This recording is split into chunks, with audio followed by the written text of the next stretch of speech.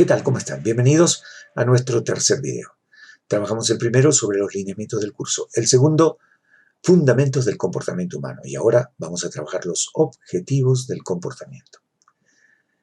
Veremos que entre los objetivos del comportamiento humano, que indudablemente nos llevan a conseguir los objetivos de gestores de recursos humanos, líderes de transformación y cambio, mientras conozcamos a las personas, este trabajo lo conseguimos mejor. Los objetivos del comportamiento se centran en los siguientes. Tenemos que aprender a describir, entender, predecir, controlar conductas. Describir, entender, predecir, controlar. Describir sistemáticamente cómo se comportan las personas. Entender por qué las personas se comportan como lo hacen. Predecir cuándo las personas adoptarán tal o cual comportamiento. Controlar cómo hacer que las personas cumplan con los objetivos deseados. Para describir adecuadamente, debemos conocer el perfil del puesto y el perfil del trabajador. A ver, cada puesto, cada función dentro de la empresa se ha descrito a través de un perfil. De igual manera, cada persona tiene un perfil natural. Cuando el perfil del puesto y el perfil de la persona están muy distantes, hay un gap diferencial muy grande, encontramos lo que se llama una persona no apta para el puesto. Pese a que no debería ser así, sin embargo, esto es muy común en los empleados y en las empresas hoy en día. Lo que pasa es que las personas no eligen sus trabajos en forma adecuada. Los móviles para la elección del puesto están más referidos a la búsqueda de dinero, a un móvil económico, que a encontrar la realización de sus talentos. Pero es probable que no obstante que los perfiles no sean tan distantes, el perfil del trabajador con el perfil del puesto estén aptos para establecer un perfil adaptado, es probable que encontremos algunos factores que no posibilitan las mejores conductas. Poca información, jefes inadecuados, ausente motivación, ambiente hostil, en fin. Esto nos lleva al segundo objetivo, que es entender. Entender los comportamientos es, tal vez, el objetivo que nos ayuda a lograr sabiduría. Necesitamos ampliar nuestros paradigmas para entender comportamientos. Cuando estamos sesgados y queremos ver las cosas de una sola manera, 90% de probabilidades de que nos equivoquemos. Por eso en esta parte del curso les planteamos una diversidad de pensamientos, teorías, postulados, diferentes filósofos, psicólogos, científicos de mucha importancia, pero que nos ayudarán a entender que no hay una sola forma de ver la conducta y que si algo hoy debemos tener en claro es que debemos ampliar nuestros paradigmas. Logrando ese talento, incluso podrás anticiparte, es decir, predecir algunos comportamientos. Esa tarea no es nada fácil. Pero la experiencia y el estudio te van a ir ayudando cada vez a lograrlo mejor. Y siendo que encontremos problemas de comportamiento, es necesario trabajar siempre 3 momentos continuamente. Planificar, y en esta tarea está el diagnosticar. Luego, intervenir y corregir conductas hostiles, tóxicas, perniciosas o simplemente conductas desubicadas, para finalmente evaluar resultados y rediseñar intervenciones. Por eso, actuaremos considerando las variables independientes, es decir, vamos a intervenir en todo el sistema, en toda la empresa, vamos a intervenir en un determinado departamento, en una determinada área, en un determinado grupo, vamos a intervenir con una determinada persona. ¿Y para qué? Vamos a modificar las variables dependientes. Nuestro interés estará en optimizar resultados, por ejemplo, lograr productividad, satisfacción, bienestar, motivación o disminuir rotación, ausentismo, malestar, etc. Desearía proponerles una frase para que la analicen y la piensen.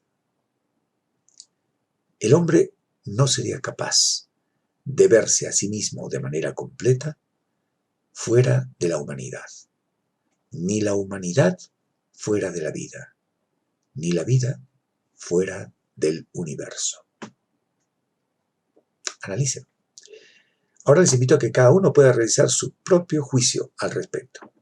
Pierre Teilhard de Chardin fue un religioso jesuita, paleontólogo, filósofo francés que aportó una muy personal y original visión de la evolución. Pero ustedes, al revisar este pensamiento, tendrán, seguro, sus propias elaboraciones teóricas. Y eso es importante. Yo quisiera proponerles ahora diferentes concepciones y pensadores filosóficos. Yo sé, tienen ustedes una gran cantidad de información en su aula virtual. Sí, sí. Tienen PowerPoint, tienen videos, en fin, tienen lecturas, tienen información abundante. En este video específicamente no voy a tratarla toda, pero me gustaría, sin embargo, hablar de algunos de estos pensadores que nos podrían ayudar a motivarnos hacia la búsqueda de más información. Clark Leonard Hull es un psicólogo conductista estadounidense, interesado por el estudio del aprendizaje animal y preocupado por el tema de la motivación, influido por la teoría de la evolución. Él decía que las necesidades del organismo son las fuerzas que incitan a la acción. Las necesidades del organismo son las fuerzas que incitan a la acción. Barnus Frederick Skinner, psicólogo norteamericano de gran influencia por sus aportes al desarrollar la teoría del conductismo, escribió una novela utópica, Golden Tour. Ahora no la vamos a tratar, pero es muy interesante este escrito en su vida. Skinner es el psicólogo más reconocido dentro de la corriente del conductismo y su teoría ha sido una de las más influyentes en la psicología. El conductismo supone que todos los comportamientos son respuestas a ciertos estímulos del ambiente. Aunque los conductistas generalmente aceptan el importante papel de la herencia en el comportamiento, se centran en factores ambientales. Se diferencian así de los psicólogos cognitivos, que por ejemplo le dan mayor atención a los pensamientos. Sócrates fue figura principal de la transformación de la filosofía griega en un proyecto continuo y unificado. Luego sabemos que pasó gran parte de su vida generando discusiones con todos en Atenas, tratando de determinar si alguien tenía alguna idea de lo que estaba hablando. Le molestaba mucho que hubiesen personas que se dijesen a sí mismos que poseían la verdad. Y por eso se situaba a sí mismo como ignorante. Solo sé que nada sé es una frase que todos le reconocen a Sócrates. Pero esta frase tenía una gran verdad que transmitir. Absolutamente todos los seres humanos ignoramos algo. No hay nadie que pueda tener el dominio de todo el saber. Por tanto, las posturas soberbias frente a la verdad no son válidas. Sócrates fue condenado a muerte, y fue condenado a muerte porque se le acusaba de sublevar a los jóvenes, con quienes insistía diciéndoles de que analicen todo aquello que escuchaban, que la verdad habitaba en ellos y que la búsqueda de la verdad era la verdadera ejecución de la virtud de la verdad. Sin embargo, eso se le consideraba subversivo, porque para los atenienses atentaba con la idea de seguir a sus dioses. Para Sócrates, el mejor sistema en busca de la verdad era la mayéutica. Decía, las preguntas y las preguntas inteligentes son parteras del conocimiento. Platón. Para Platón, filósofo griego, seguidor de Sócrates, maestro de Aristóteles, las ideas mortales son patrones morales universales con los que podemos juzgar los comportamientos humanos. Los valores universales, las ideas, son válidas para el individuo y para la colectividad. Definen el ideal de la sociedad. Según Platón, existe algo que es la verdad sobre cómo tenemos que vivir. Y el intelecto humano lo reconoce al lograr el conocimiento de las ideas perfectas. Decía, esas ideas, las ideas perfectas, son inmateriales, pero además inmutables, incambiables. Aristóteles, sabio griego, que junto a Platón son considerados padres de la filosofía occidental. Según Aristóteles, el hombre es un ser social. Sin amigos no se puede alcanzar la felicidad. No se puede alcanzar eudaimonía, que es felicidad en griego. La búsqueda de la felicidad es la finalidad de la vida. Pero cuidado, la felicidad no es un estado, es una actividad.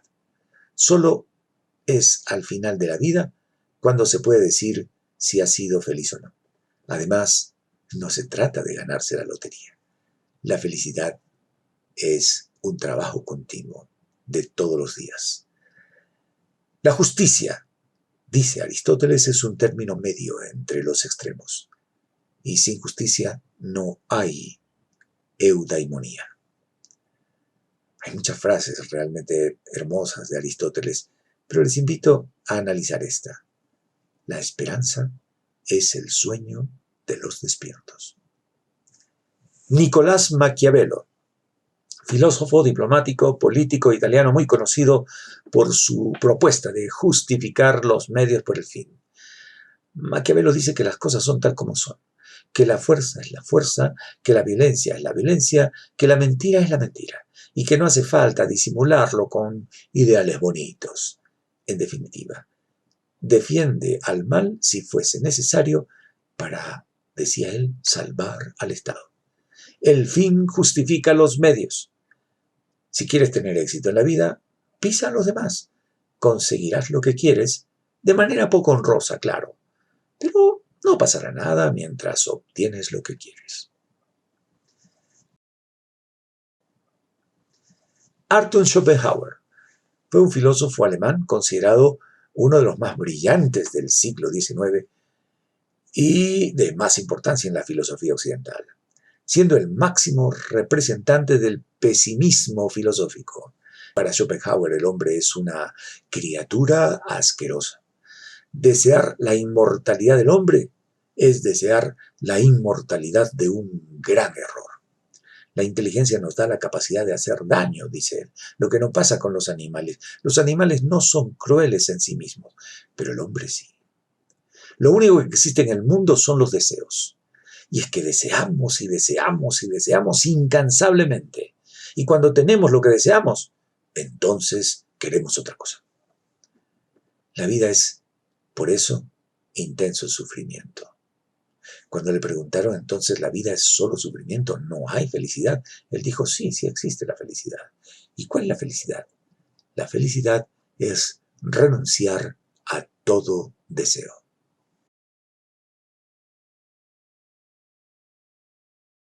Michel Foucault, filósofo francés, profesor en varias universidades francesas y estadounidenses, catedrático en Historia de los Sistemas del Pensamiento. Muchas veces, cuando yo converso con mis estudiantes, con mis alumnos, refiriéndonos a cualquier conducta, y les digo, ¿y esto qué te parece? ¿Y esto qué opinas? Y dicen, normal. Normal. Es un calificativo muy común. Es normal, profe, normal. ¿Pero qué es normal? Esta es una de las principales preocupaciones de Foucault. Normal es precisamente el tema que aborda él. Foucault es conocido principalmente por sus estudios críticos de las instituciones sociales, en especial la psiquiatría, la medicina, las ciencias humanas, el sistema de prisiones, así como por su trabajo sobre la historia de la sexualidad humana. Hablaba del concepto de normalidad. Podríamos decir que la normalidad es el comportamiento que una sociedad considera en un determinado momento apropiado. Eso es lo que decía Foucault. Sin embargo, Lo que aquí es normal puede que no lo sea en otro país. O lo que ahora vemos como normal puede que no lo sea de aquí a unos años. Foucault era homosexual y en su época la homosexualidad era considerada anormal. La exclusión social que sufrió le hizo poner todo su talento al servicio de una demostración que hoy en día es más actual que nunca: la confusión entre lo normal y lo correcto. Según Foucault, la normalidad implica una relación de poder. El poder clasifica, ordena, controla, decide lo que es correcto en cada momento. Y el que se sale de esa corrección, pues es extraño. La idea de que lo que hacemos tiene que ser aceptado por los demás provoca, decía Foucault, que muchas personas escondan verdaderas facetas suyas.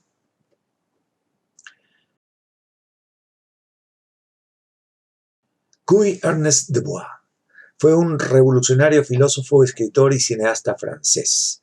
Él se consideraba ante todo un estratega. Según él, el nuestro es un modelo de sociedad que ha convertido la vida de la gente, en un espectáculo. Para este pensador, que miren, él no conocía sobre las redes sociales, pero él decía: vivimos en una especie de pantalla global, donde todo el mundo quiere ser visible a cualquier precio. Dicho de otra manera, de Bois señalaba: si no te muestras, no existes. Muy útil el pensamiento de Bois para analizar las conductas de las personas hoy en día. Una foto para el Face. Estoy comiendo con mis amigos, una foto para el Face. Estoy paseando con mi novia, una foto para el Face. Estoy divirtiéndome en una fiesta, una foto para el Face. Y así el hombre se convierte en un ser pasivo, incapaz de tomar decisiones, incapaz de vivir su propia vida. Y en lugar de vivir cada momento con las ilusiones que la vida nos trae, vive pensando en que necesita exhibirse. Epicuro, o Epicuro de Samos, fue un filósofo griego, fundador de la escuela que lleva su nombre, epicureísmo.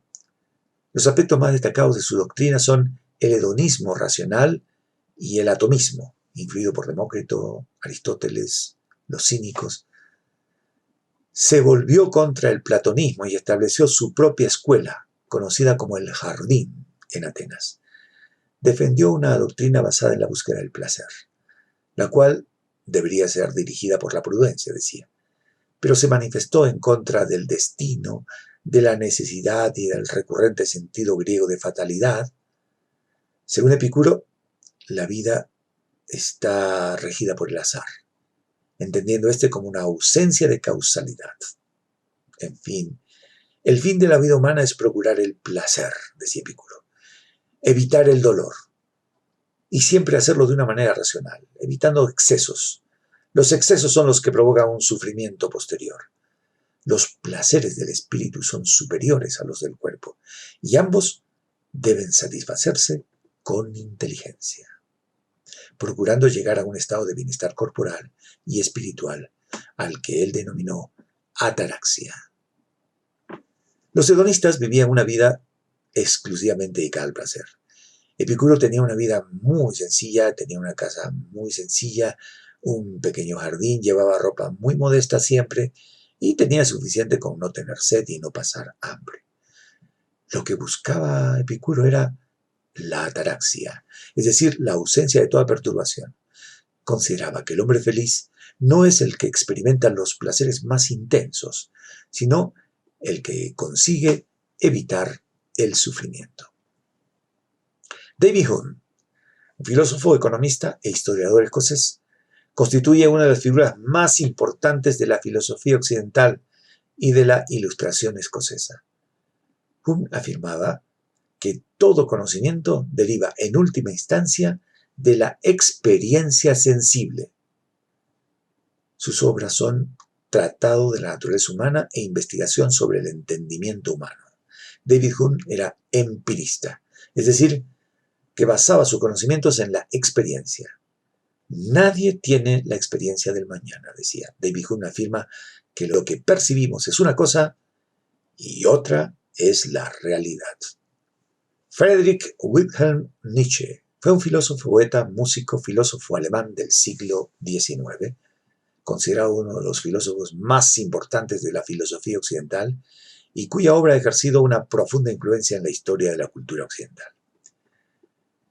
Nietzsche rechazaba al que se limitaba a seguir a la mayoría, al que no cuestionaba nada, al que no tenía pensamientos críticos. Decía, ¿cuántas personas ven el mundo y piensan? Y así es. ¿Y qué le voy a hacer? Sin embargo, deberíamos darnos cuenta de que salvo la naturaleza, el resto de las cosas las ha creado el hombre. Y por tanto, el hombre también las puede cambiar. Nietzsche dibuja la figura del superhombre, que busca nuevas experiencias, que ama el riesgo, que es valiente. Es una persona que sufrió mucho siendo pequeño. A los 4 años perdió a su padre, unos meses después a su hermano. Después de su graduación en 1864,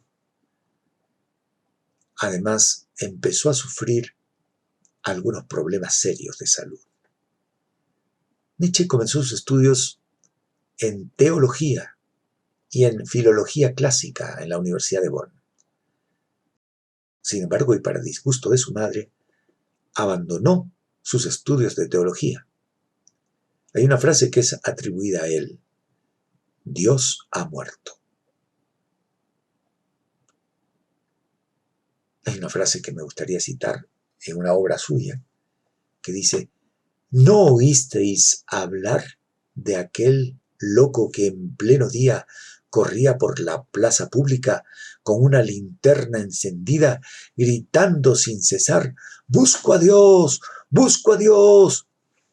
Como estaban presentes muchos que no creían en Dios, pues sus gritos provocaron la risa de aquellos. Entonces el loco los encaró y les dijo, clavándoles la mirada, ¿dónde está Dios?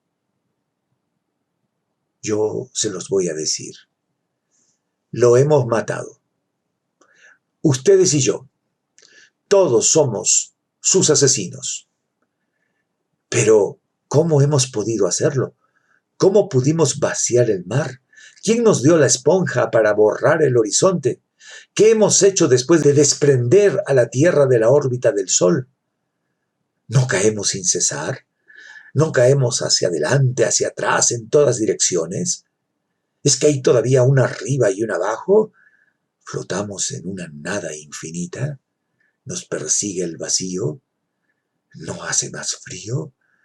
¿No veis de continuo acercarse la noche cada vez más cerrada? Dios ha muerto y nosotros le dimos muerte. ¿Cómo consolarnos nosotros, asesinos entre los asesinos? Lo más sagrado, lo más poderoso que había hasta ahora en el mundo, ha teñido con su sangre nuestro cuchillo. ¿Quién borrará esa mancha de sangre? ¿Qué agua servirá para purificarnos?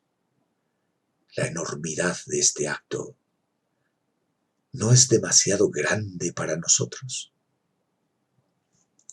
Kant, Immanuel Kant. Y cuando hablamos de Kant, hablamos de un concepto muy interesante, la mentira. Fue un filósofo alemán de la Ilustración, fue el primero y más importante representante del criticismo y precursor del idealismo alemán. Es considerado como uno de los pensadores más influyentes de la Europa moderna y de la filosofía universal. Kant afirma que no se debe mentir. No debe mentirse ni siquiera cuando uno creyese que estaría justificado hacerlo. Se pregunta, ¿es posible un orden moral en una sociedad que permite la mentira? Su ética sostiene que el acto moral tiene valor en sí mismo, no en sus consecuencias. Y esto se resume a la fórmula. Imperativo categórico, es la forma kantiana. Obra según aquella máxima que pueda ser ley universal. Repito, obra según aquella máxima que pueda ser ley universal. actúa, por decirlo de otra manera, siendo que tus actos confirmen lo que tú piensas. Es una ley universal. Un ejemplo sería: no hagas a otro lo que no deseas para ti. Bien, tienen, queridos estudiantes, muchos pensadores más. Los presocráticos, Protágoras, los sofistas, los escépticos, Époque, los estoicos, la escuela de los cínicos, Hiparquía, Montaigne, Judith Butler, René Descartes, Sigmund Freud y el amor propio, y muchos más en el material que les hemos entregado. Cierto, hay ideas muy interesantes, pero les invito a que veamos en ellas aplicación en nuestro quehacer. Ampliar nuestros paradigmas, acuérdense. ¿Cómo nos pueden estas ideas ayudar a entender mejor el comportamiento, a profundizar pensamientos constructivos en la empresa, a crear culturas sólidas y productivas que consigan personas más centradas, empoderadas, dispuestas a construir juntos la felicidad? Terminamos nuestro segundo tema. Recuerda, estamos interesados en avanzar en este proyecto nuevo de la enseñanza virtual. Tú y yo estamos aprendiendo, pero no lo olvides. Ahí tienes en tu aula virtual tus tareas, tus asignaciones, tus trabajos. Tienes material diferente, tienes videos, en fin. Y estas reuniones no hacen sino ayudarnos a profundizar algunos temas.